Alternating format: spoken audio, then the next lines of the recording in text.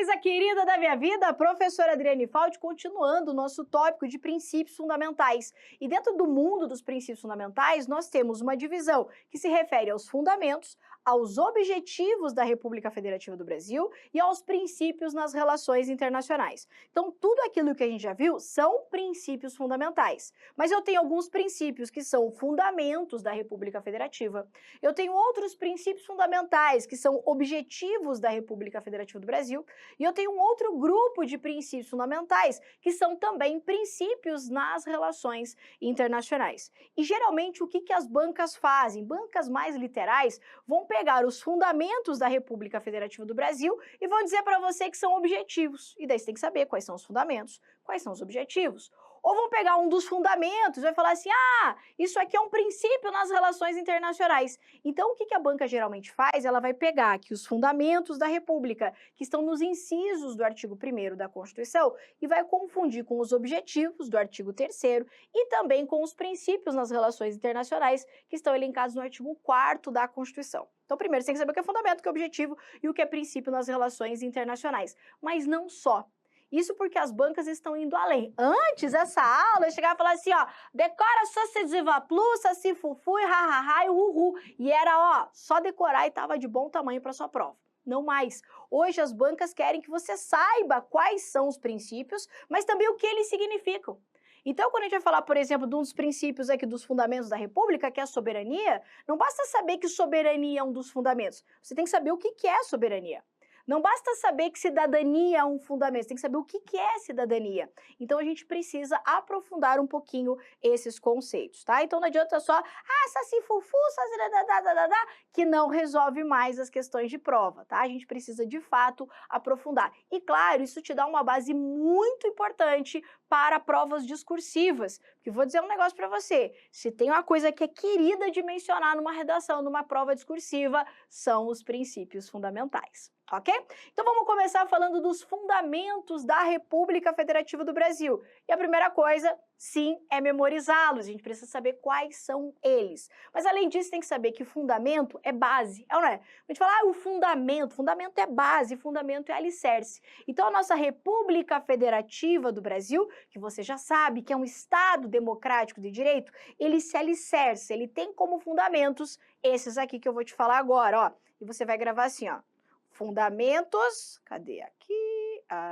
Lógico. Que não... Fundamentos da República Federativa do Brasil é Soci Divaplu.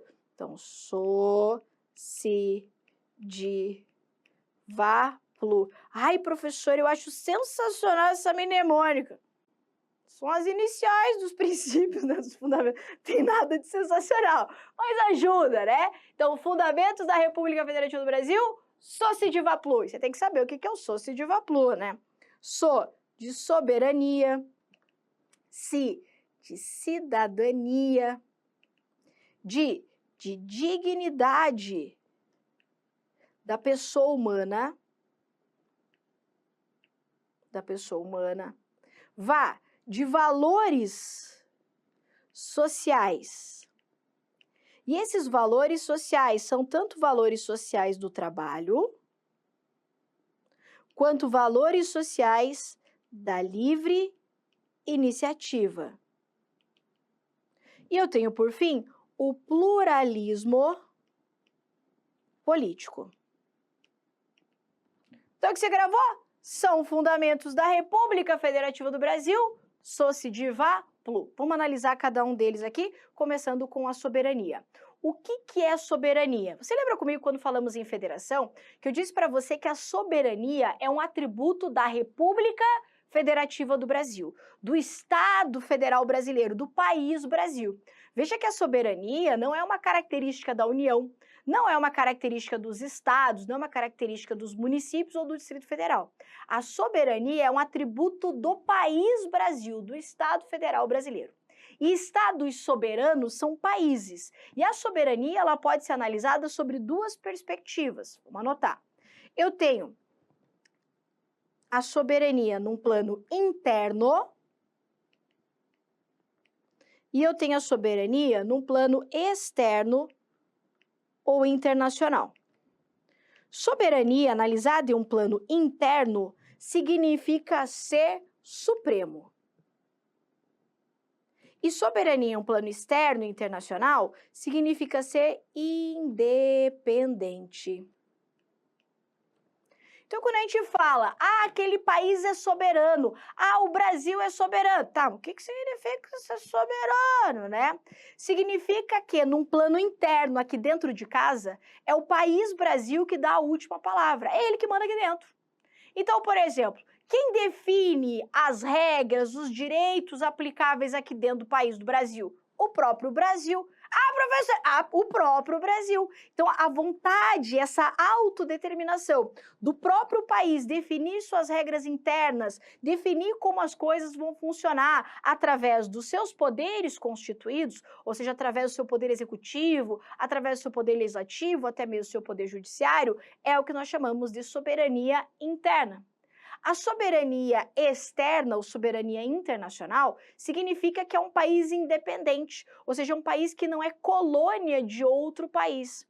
Então, o Brasil ele se classifica como um Estado soberano e declara isso. Isso que, inclusive, é um fundamento. A base do Estado Federal brasileiro é ele se declarar, é ele ser soberano. Então, soberania no plano interno, supremacia. É o Estado Federal brasileiro que dá a última palavra para os seus súditos, para as pessoas que estão aqui. Já no plano internacional, externo, ele se mostra independente, ou seja, ele não é colônia de outros países, ok? Como que isso aqui aparece em prova? Geralmente as bancas invertem. Então, ela vai pegar e vai falar que a soberania externa significa essa ideia de supremacia. E errado, né? Soberania no plano interno, supremo. Soberania no plano externo tem a ver com independência. E fica fácil de decorar, né? Soberania no plano interno, aqui dentro é ele que manda. Então, ele é supremo. No plano internacional, no plano externo, essa ideia de independência do país Brasil. Ok até aqui? Tá. O conceito de soberania, entretanto, ele não é um conceito absoluto. E cada vez mais a ideia de soberania ela vem sendo relativizada, principalmente em decorrência de tratados internacionais ou da ideia de prevalência dos direitos humanos. Te explica para você, bem simples aqui, ó. Você lembra do tal do Hitler? Lembra do tal do Hitler? Lembra, né? Claro que você lembra. Aquele doidão da motoca, aquele louco da cabeça que achava que ele podia fazer o que ele quisesse dentro da Alemanha, matando gente, matando geral, simplesmente por conta da ideia de soberania.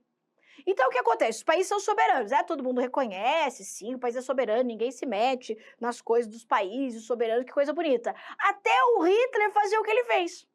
Aí, quando o Hitler fez o que ele fez, e falou assim, gente, mas não podemos chegar lá invadindo a Alemanha e resolver isso aí por causa de soberania e não sei o quê. E o povo chegou à conclusão que a soberania, se vista de uma forma absoluta, ela pode ser, inclusive, perigosa. Por isso surge a ideia de internacionalização ou universalização dos direitos humanos, na medida em que existem direitos que devem ser reconhecidos em qualquer lugar do mundo, independentemente da soberania de cada país. Então, hoje a gente pode afirmar que a soberania de um país, ela se encontra relativizada. Vamos colocar aqui, ó. Então, você grava assim, ó. Soberania não deve ser vista de forma absoluta, na medida em que há uma necessidade de internacionalização, ou ainda, se vier assim na prova, tá tudo certo, ó, supranacionalização dos direitos. E aqui eu estou falando, logicamente, dos direitos humanos. E posso colocar mais, inclusive.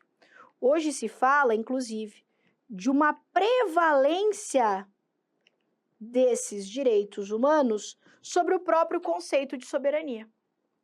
Então, hoje, quando a gente pensa em soberania, eu não posso pensar assim, o país é supremo, ele faz o que ele quiser, inclusive sair matando todo mundo, né, metralhando geral. Opa, não. O país é soberano, mas tem que entender que existe um grupo de direitos, chamados direitos humanos, que devem sempre prevalecer. Inclusive, devem se sobrepor ao próprio conceito de soberania. Com isso que eu falei, nós vamos das questões mais facinhas até as questões mais difíceis. Então, questãozinha facinha, vai vir só com o Sociediva Plu e lá, e você tem que saber que soberania é fundamento. Questãozinho nível mais elevado vai fazer essa diferença de soberania interna e soberania externa. Uma questãozinha mais elaborada, NASA, coisa fina, coisa querida, vai falar dessa relativização atual do conceito de soberania dentro dessa ideia de prevalência, de supranacionalização, internacionalização dos direitos humanos. Ou seja, o país é soberano, mas isso não autoriza ele a fazer tudo o que ele quiser. Significa que o país é soberano, é supremo, mas que ele tem que respeitar os direitos humanos. Ok isso aqui? Ai, meu Deus, chega até a ser bonito. Fala se não é bonito. É lindo demais. Cidadania. Aqui, vamos lá. Se tem um tópico bonito de você citar em prova, é a cidadania, é ou não é? E quando a gente pensa em cidadania, a primeira coisa que vem na nossa cabeça é a ideia de direitos políticos. Quando alguém fala no conceito de cidadania, você tem que pensar na hora, isso sim, na ideia de participação política. Então, eu posso afirmar que cidadania é esse direito que nós temos enquanto cidadãos de participarmos das decisões políticas do Estado. Vamos anotar isso? Então, eu posso afirmar que cidadania consiste, então, na ideia de participação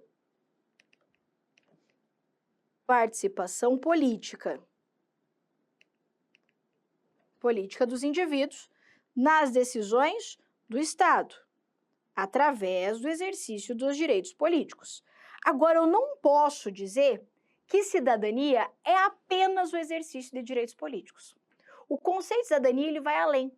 A ideia de cidadania se refere ao exercício de direitos políticos, mas também ao exercício de direitos individuais, direitos sociais e, mais que isso, também se relaciona à ideia de deveres fundamentais.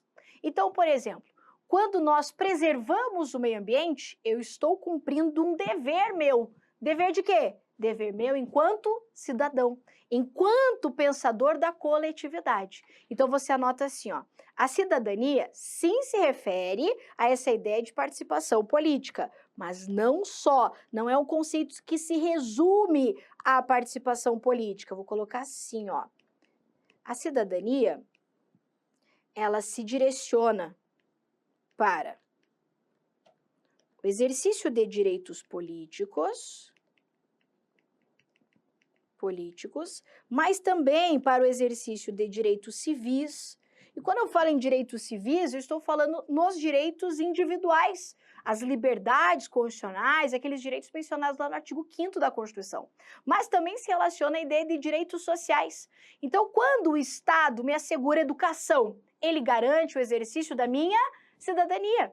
Porque sem educação eu não consigo atingir a plenitude da cidadania. Porque sem instrução, sem ensino, eu não consigo sequer saber como participar das decisões políticas do Estado. Quando o Estado me garante a saúde, me garante uma moradia, ele garante tudo isso para que eu possa exercer, enquanto cidadão, uma vida também com dignidade no meio em que vivemos. Você está entendendo? Então, quando a gente pensa em cidadania, você pensa direitos políticos, direitos civis, mas também direitos sociais e também o que ninguém te conta, o exercício de deveres fundamentais.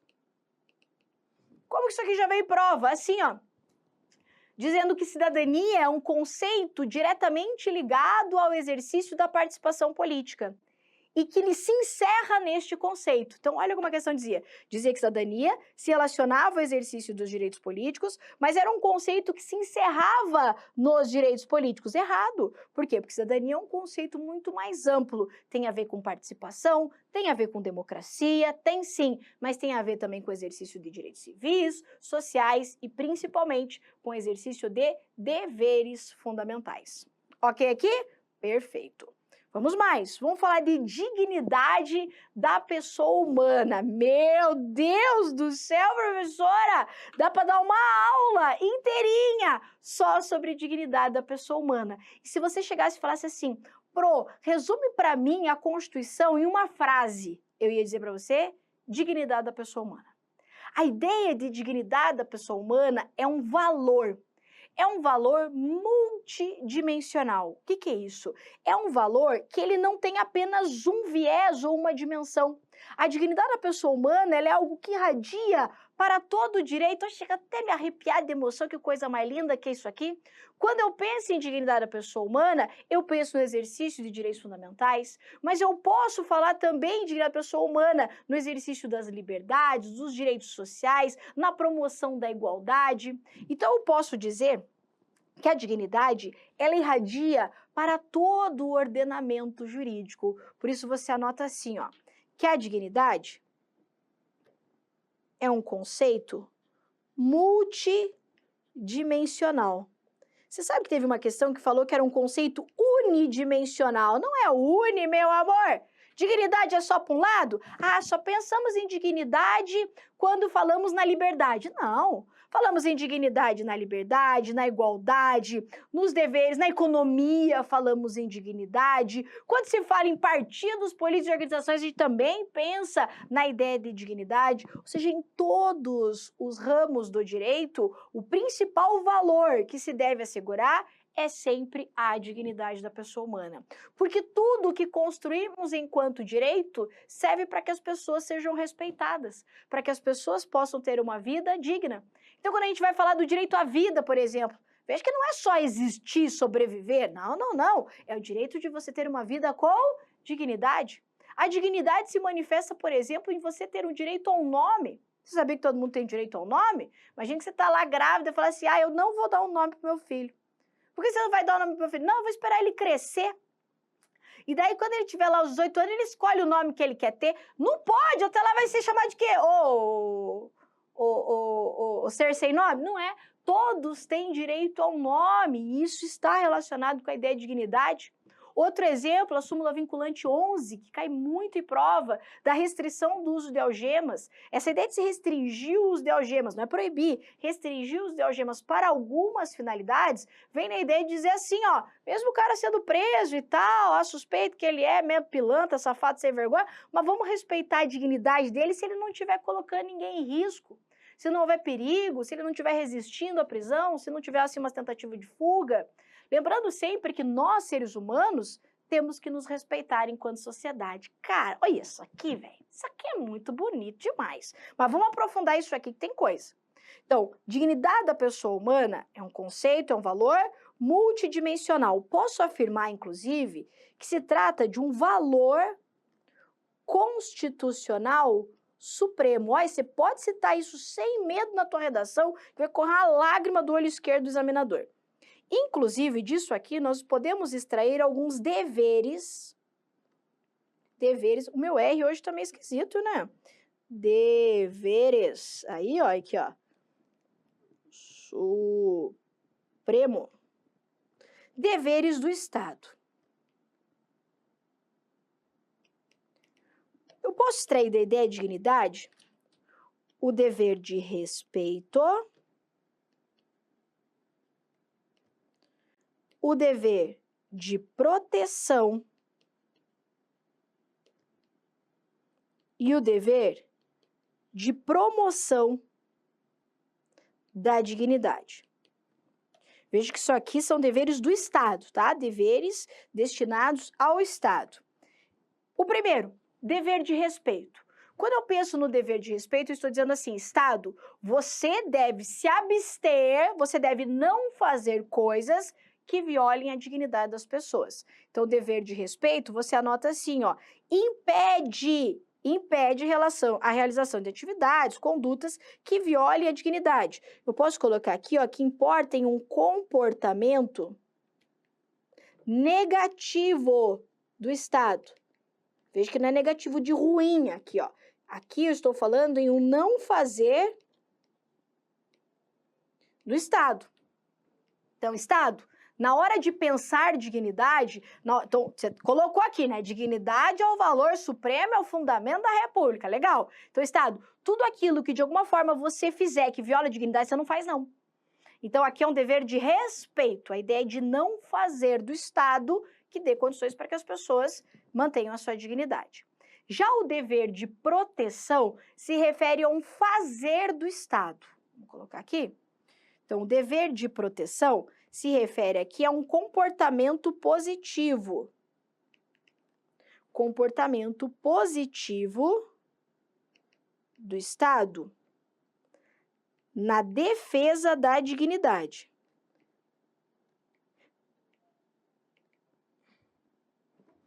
Então, aqui, eu estou falando em um agir do Estado, para defender a dignidade das pessoas. E ainda eu tenho um dever de promoção. Vamos colocar aqui, ó. O dever de promoção, ele impõe aqui não só um comportamento positivo do Estado. Aqui eu estou dizendo que o Estado tem que adotar medidas, fazer coisas. Então, eu vou colocar aqui, ó, medidas que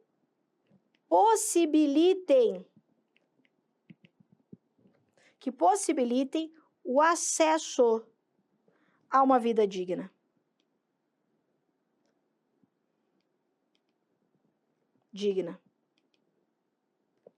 Aqui, ó, eu posso falar em ações afirmativas.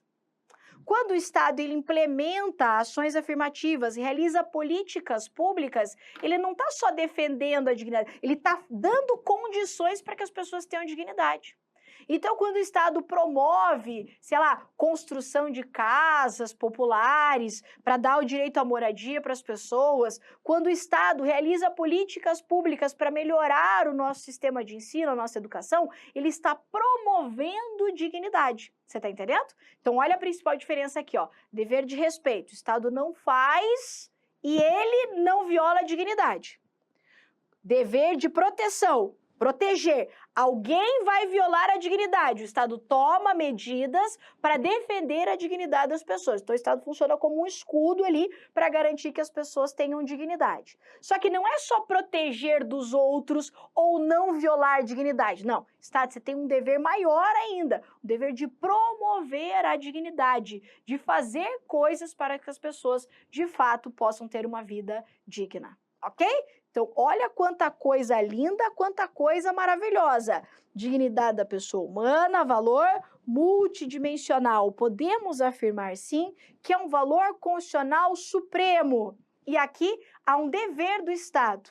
E eu posso colocar esses deveres por 3 perspectivas. Dever de respeito, dizer para o Estado, ó, não viole a dignidade das pessoas. Dever de proteção, defenda a dignidade das pessoas.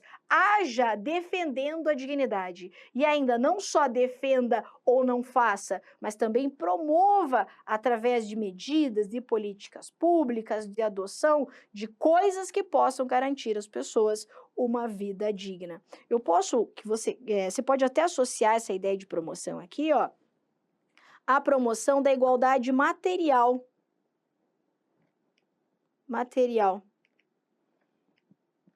Na realização de ações afirmativas. Como isso aqui pode cair na sua prova? Pode cair invertendo esses deveres. Eu já vi uma questão que falava, né, trazia um enunciado, um título lá, e falava assim, a dignidade da pessoa humana se manifesta pelo texto acima nos deveres de... Aí vem lá, respeito, proteção, promoção, inventava uma outra coisa, e você tinha que saber se aquilo se referia a um dever de respeito, proteção ou promoção, ok?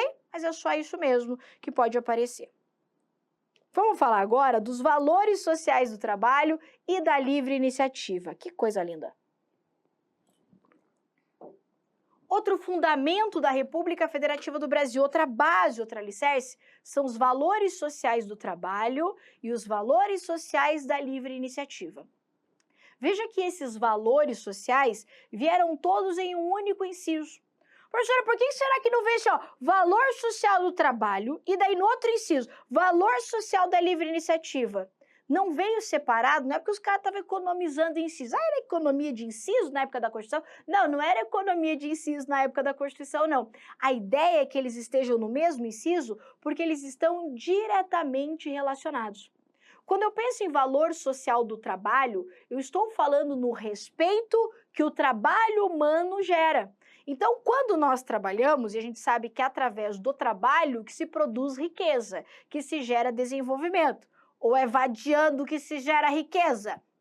Será que é sentado lá, né, deitado, o dia inteiro na rede, fazendo nada, que você está gerando riqueza? Você não está gerando riqueza dessa forma. Então, nós sabemos que o trabalho humano é o que move a coisa toda. É o que gera riqueza, é o que gera desenvolvimento. E a Constituição vem dizer assim, ó, eu sei que o trabalho é importante, mas só haverá trabalho importante se ele tiver respeito, se respeitar o valor social que ele gera. E o que é esse valor social? Esse benefício coletivo que o trabalho humano produz. Então, por isso que a Constituição vai dizer assim, ó, quando eu falo em valor social do trabalho, implica na ideia de respeito ao trabalho humano. E não só respeitar e obrigada pelo seu trabalho, não, estamos falando aqui de respeito a normas de direito e caráter trabalhista, eu estou falando de condições de higiene, de segurança para que essa pessoa possa trabalhar e, consequentemente, esse trabalho possa ter um benefício para toda a coletividade. Então, eu posso colocar assim, ó, para ficar bem bonitinho. Então, eu tenho valores sociais, né? Valores sociais do trabalho. Falou em valor social do trabalho, você já pensa no quê? Você já pensa no respeito às normas de caráter trabalhista, normas trabalhistas, que garantam ali, né, a dignidade das pessoas. Eu estou falando em respeito aos próprios direitos sociais aqui. Ok? Quando eu falo dos direitos trabalhistas, estou falando daqueles do 7º ao 11 da Constituição, os próprios direitos sociais do artigo 6º da Constituição, que possam garantir às pessoas o mínimo existencial, o mínimo aí de vida digna, de trabalho com dignidade, evitando situações de abuso e exploração. Isso porque a gente sabe, né, meu amor, que se deixar aí para o ser humano, a ideia dele é explorar. É ou não é verdade? Se não fosse assim, nós não teríamos até hoje situações de trabalho escravo no Brasil. Você acredita que existe situação de trabalho escravo? E eu já fui numa situação que aconteceu aqui no Paraná, eu cheguei a ver uma situação de um indivíduo lá que vivia uma situação análoga à de trabalho escravo. Gente, é um negócio assim que chega a dar, sabe, aquela coisa ruim no estômago da gente, de ver uma pessoa numa situação de miséria e ela simplesmente trabalhava para comer lá, a pessoa pagava o valor que nem pagava, ela nem via a cor do dinheiro, ela trabalhava em troca de comida e era a vida daquela pessoa lá miserável, o lugar onde ela dormia, o absurdo e tudo mais. E as pessoas fazem isso. As pessoas fazem isso. Infelizmente, né, aquela ideia de que o homem é o lobo do homem é uma grande verdade em muitas situações. Então, o Estado, ele precisa saber que existe o trabalho, que esse trabalho, ele gera riqueza, mas que a gente não pode viver de uma forma selvagem, uma forma em que as pessoas são exploradas, que elas não têm o mínimo de respeito e dignidade no seu ambiente de trabalho. Por isso que o trabalho não é só o trabalho como fundamento. Então, veja que o fundamento não é o trabalho, o fundamento é o valor social do trabalho. Esse é o fundamento. Por isso que ele está diretamente ligado ao valor social da livre iniciativa. Olha só. Viu que eu disse que não era à toa? Não era economia de inciso? É o valor social da livre iniciativa. E o que é a livre iniciativa? A livre iniciativa é esse direito que a gente tem, essa liberdade de empreender, de contratar. Então, se você falar assim, eu quero empreender fazendo tal coisa, o Estado vai falar assim, cara, só vai. Eu te dou liberdade para você empreender, para você desenvolver, para você gerar, desde que seja algo legal, né? Você pode aí produzir, você pode empreender, porque vivemos em um sistema capitalista. Então, se vivemos em um sistema capitalista, a ideia é de empreender mesmo e permitir que isso aconteça. Então, eu posso colocar aqui livre iniciativa como a liberdade de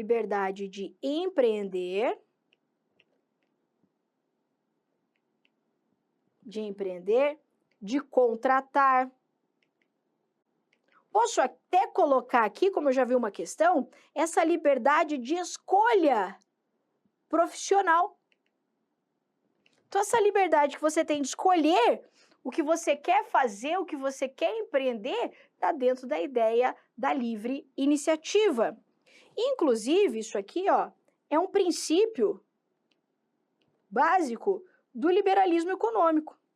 Você sabe que a nossa Constituição é liberal, do liberalismo econômico.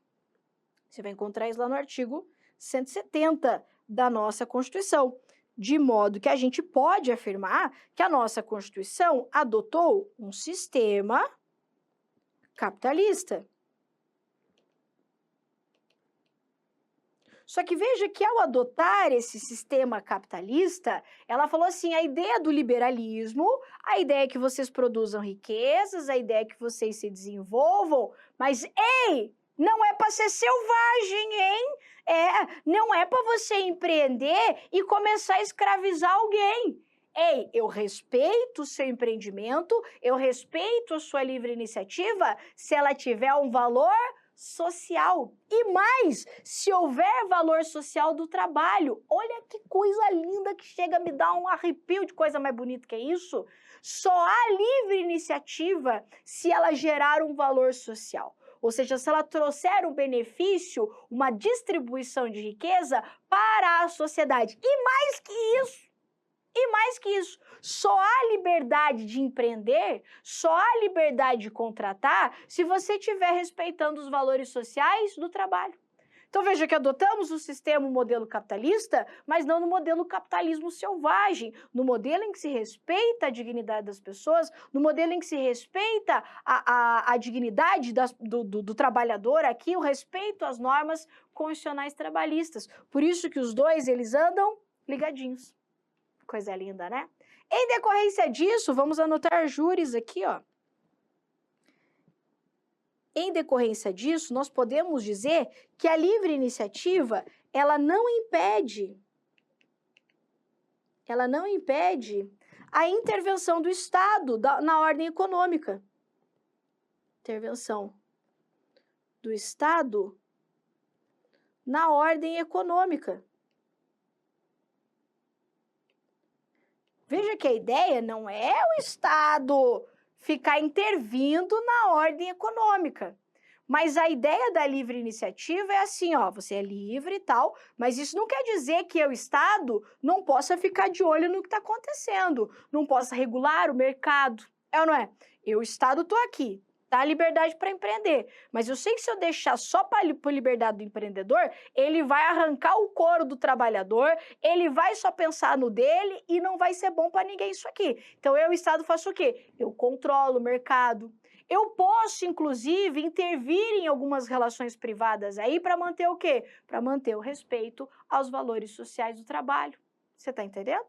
Então, não impede, você anotou aí, a intervenção do Estado na ordem econômica para regulação do mercado, como já caiu em prova, ou regulamentação do mercado, para garantir aqui os próprios direitos sociais do próprio consumidor. Então, quer ver um exemplo bem ridículo? Bem ridículo. Tá lá um super empresário que gera riqueza, tal, mas se utiliza de trabalho escravo. Será que pode bater o fiscal lá do trabalho e lacrar aquele estabelecimento? Impor penalidades para aquele camarada lá? Claro que pode. Será que na defesa dele ele vai poder dizer assim, ai, não pode me prender, não pode lacrar meu estabelecimento, a Constituição me assegura a livre iniciativa. Claro que não, né? A Constituição assegura a livre iniciativa se você estiver respeitando o valor social que ela deve ter. E mais, só a livre iniciativa, a liberdade de empreender, se aquela atividade estiver respeitando os valores sociais do trabalho. Ok? Questãozinha fácil, vai vir só valores sociais do trabalho, da livre iniciativa, decorou isso aí, tá bom. Questõezinhas mais aprofundadas que você leva para a discursiva, tá aqui nesse conceito do que de fato é o valor social do trabalho e o que de fato é o valor social da livre iniciativa. Ok? Maravilhoso! Vamos para o próximo fundamento. Pluralismo político. Meu Deus do céu! Olha que coisa linda. Quando a gente fala em pluralismo político, você não pode confundir ele com pluripartidarismo. Não é? Muita gente olha lá, minha mãe, Ah, o fundamento é o pluralismo político, né? Então, ó, já tá falando que é para ter um monte de partido político. Não tem nada a ver uma coisa com a outra. Quando a gente fala em pluralismo político, eu estou falando na ideia de diversidade. Diversidade do quê, professora? Diversidade de tudo. Diversidade de ideias, diversidade de opiniões, diversidades de cultura, diversidades de pensamentos econômicos, diversidade, diversidade.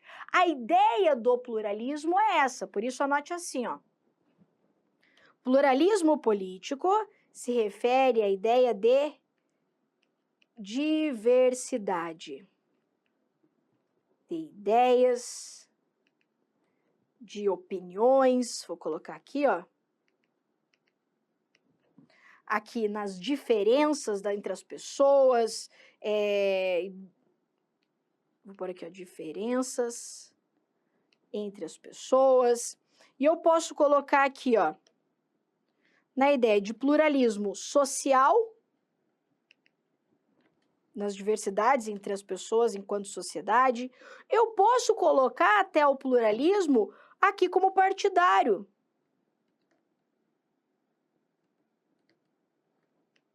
E daí aqui sim o pluripartidarismo.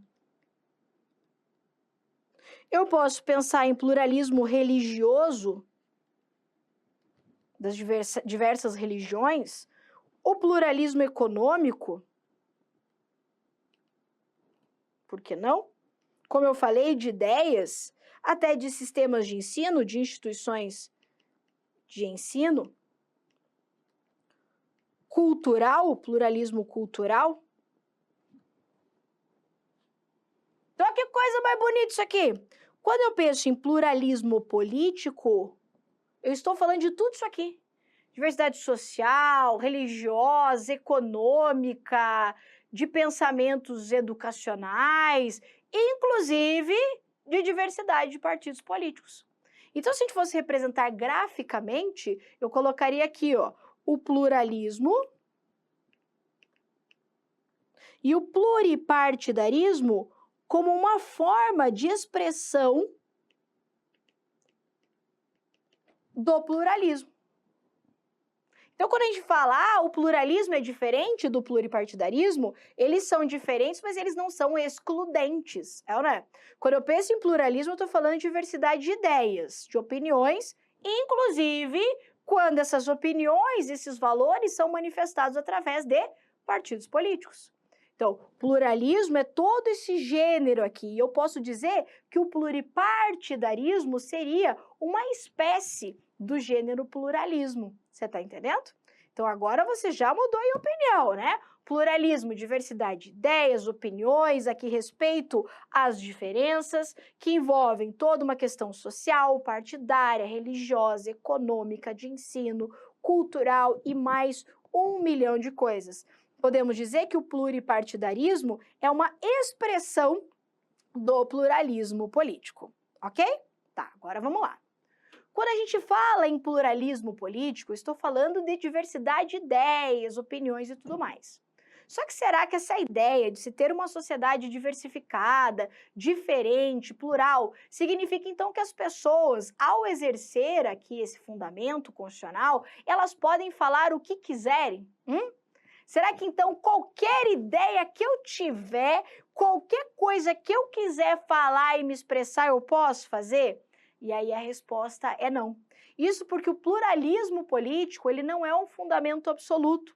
E ele encontra limite no discurso de ódio. Inclusive, isso aqui já foi objeto de prova inúmeras vezes. Vamos anotar. Então, eu posso colocar aqui, ó, como um limite ao pluralismo, o discurso de ódio. E, professora, pelo amor de Deus, o que é o discurso de ódio? O discurso de ódio é aquele discurso criminoso, é aquele discurso que viola direitos ao ponto de praticamente configurar crimes.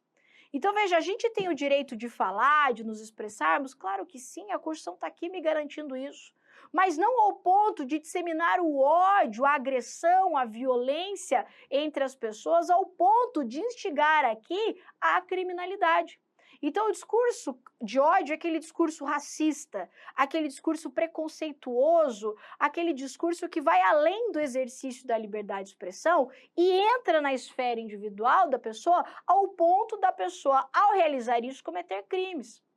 Então, você sabe, por exemplo, eu posso ter diversas religiões, não posso ter diversas religiões? Posso. Mas será que eu posso ter uma religião que sacrifique crianças? Ah, professor, na minha religião é assim, a gente sacrifica sempre uma criança no início, escorre o sangue da criança, e todo mundo bebe do sangue da criança, e esse é o nosso ritual. Você é louco, rapaz? Não é assim, não. Então, a gente respeita a diversidade desde que, ao realizar a diversidade, a pessoa não cometa crimes. Você está entendendo? E o discurso de ódio, ele está nessa esfera do criminoso praticamente, sabe? Da pessoa achar que pode falar o que ela acha que ela pode falar, mas ao realizar isso, promove racismo, tem atitudes machistas, atitudes preconceituosas, atitudes que humilham o outro, sabe? Eu acho que hoje a gente está numa sociedade em que as pessoas acham que podem falar o que quer, porque praticamente sempre pode falar o que quer, né? Mas na verdade não pode. Eu sempre falo assim, ó, quando alguém fala assim, ah, mas era brincadeira, eu sempre falo para a pessoa assim, ó, se é brincadeira, os dois estão rindo. Quando na sua brincadeira o outro está chorando, o outro está humilhado, o outro está constrangido, isso não é brincadeira. Você está entendendo? Você já está extrapolando os limites aí da sua brincadeira. E muitas vezes quando você extrapola esses limites ao ponto de ser preconceituoso, racista, você incide um discurso de ódio. Isso não é protegido pela nossa Constituição, ok?